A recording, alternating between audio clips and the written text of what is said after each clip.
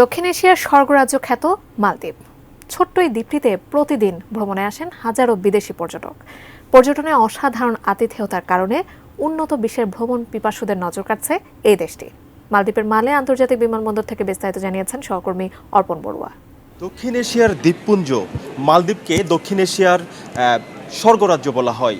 অসাধারণ প্রাকৃতিক সৌন্দর্য, স্বচ্ছ নীল জলরাশি, কয়েক রঙের জলরাশির কারণে ইতিমধ্যেই বিশ্বের নানান দেশের নানান ভ্রমণ পিপাসু মানুষের নজর কাটতে সক্ষম হয়েছে ছোট্ট এই দ্বীপটি।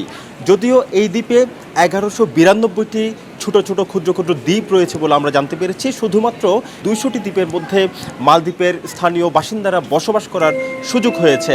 তাই প্রতিদিন বিশ্বের নানান জায়গা থেকে পর্যটকরা তাদের পছন্দের বিভিন্ন ছোট ছোট দ্বীপে মালদ্বীপের তারা ছড়ে যাচ্ছেন এবং ভ্রমণ করছেন এবং সেখানে রাত্রি যাপন করছেন।